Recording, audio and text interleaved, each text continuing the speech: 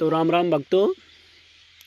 तो भक्तों, एक समय की बात है कि गरुड़ देव जो भगवान विष्णु का वाहन थे, उनको अपनी शक्ति पर घमंड हो गया कि मैं जगतपति का भार उठाता हूँ और मेरे समान गति किसी की भी नहीं है। तो जब कृष्ण भगवान ने देखा कि मेरे वाहन गरुड़ देव और जो मेरा भगत भी है उसको घमंड हो गया, तो भगवान के और घमंड के तो वैसे ही बैर था, जो भी भगवान के भगत के। तो भगवान श्री कृष्ण ने सोचा कि मेरे भगत का किसी भी प्रकार से घमंड चूर किया जाए। तो उन्होंने हनुमान जी महाराज से कहा कि हे हनुमान जी, मैं आपके द्वारा, हनुमान जी महाराज भगवान श्री कृष्ण राम एक ही बात है, उनके भगत थे, तो कि आपके द्वारा मैं गरुड़ देव का घमंड तोड़ना चाहता हूँ, आप मेरी आज्ञा अनुसार कार्य करना। हनुमान जी महाराज ने कहा कि प्रभु जैसी आपकी आज्ञा। तो कृष्ण भगवान ने गरुड़ देव से कहा कि हे गरुड़ जी, हनुमान जी को बुला कर लाओ, उनको आदेश देना कि द्वारिकाधीश ने आपको याद किया है, आपको बुलाया है। हनुमान जी महाराज जंगल में एकांत स्थान पर बैठकर प्रभु श्री राम नाम का जाप कर रहे थे, श्री राम इस प्रकार। तो गरुड़ देव वहाँ पहुँचता है और कहता है, हे वानर, आपको हमारे प्रभु द्वारिकाधीश ने बुलाया है, आज्ञा दी है। हनुमान जी ने कहा कि मैं मेरे प्रभु श्री राम की आज्ञा के बिना किसी की भी आज्ञा का पालन नहीं करता हूँ। तो गरुड़ देव ने फिर कहा कि आपको हमारे प्रभु श्री द्वारिकाधीश की आज्ञा माननी ही पड़ेगी, उनकी आज्ञा के बिना कुछ भी कार्य संभव नहीं होता है। तो फिर हनुमान जी ने कहा कि मैंने आपसे एक ही बार कह दिया, मैं मेरे प्रभु की भक्ति में लीन हूँ और मैं प्रभु श्री राम की आज्ञा के बिना किसी की भी आज्ञा नहीं मानता हूँ। तो गरुड़ देव ने सोचा कि ठीक है।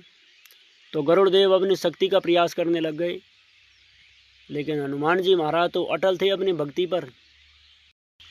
जब गरुड़ देव अपनी शक्ति लगाकर हार चुके थे, सब प्रयत्न कर लिए, गरुड़ पास जो भी गरुड़ देव की जितनी शक्ति थी वो लगा ली, लेकिन हनुमान जी महाराज को वहाँ से हिला भी नहीं सके और ना ही प्रभु के पास ले जा सके। तो वो हार थक कर वापस श्री कृष्ण भगवान के पास आ चुके थे और उदास मन में बैठे थे। वहाँ आकर प्रभु को बात बताई कि उन्होंने आने से मना कर दिया। तो भगवान श्री कृष्ण ने कहा कि मुझसे ही भूल हो गई, आप एक काम करना, आज हनुमान जी के पास दोबारा जाओ और कहना कि प्रभु श्री राम ने आपको बुलाया है, हनुमान जी तुरंत आएंगे। गरुड़ देव ने कहा, प्रभु ठीक है, जैसी आपकी आज्ञा। गरुड़ देव वापस हनुमान जी के पास गए। हनुमान जी महाराज तो प्रभु श्री राम की भक्ति में भी लीन ही थे।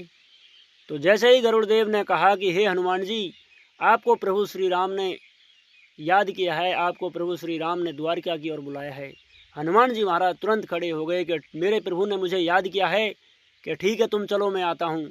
तो गरुड़ देव ने कहा कि आपको तुरंत बुलाया है, आप पता नहीं कितनी देर में पहुँचोगे, आप मेरी पीठ पर बैठ जाइए, मैं आपको तुरंत आकाश मार्ग से प्रभु के पास ले जाऊँगा। हनुमान जी महाराज ने कहा कि नहीं, मैं अपने प्रभु के लिए तो मैं खुद ही चला आऊँगा। तो गरुड़ देव ने सोचा कि तुम कब तक पहुँचोगे पता नहीं, मैं तुम्हें तुरंत प्रभु के पास पहुँचा देते, तुम तो न जाने कितने देर में कितने समय लगा दोगे आने में, तुम तो वहाँ तक पहुँचोगे नहीं जल्दी से, और प्रभु आपकी इंतज़ार कर रहे हैं।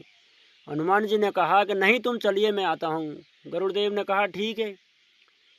गरुड़ देव ने सोचा कि मैं तो चलता हूँ, पता नहीं ये कब तक पहुँचेगा, मैंने तो मेरा कार्य कर दिया, अब मैं तो अभी पहुँचता हूँ। ठीक है, गरुड़ देव वहाँ से चल दिए। तो जब गरुड़ देव वहाँ पहुँचे द्वारिका में प्रभु भगवान श्री कृष्ण के पास, तो देखा कि हनुमान जी महाराज वहाँ पहले से ही उपस्थित थे। तो गरुड़ देव ने हनुमान जी महाराज से पूछा कि आप तो मुझसे पीछे चले थे, तो आप इतनी जल्दी कैसे?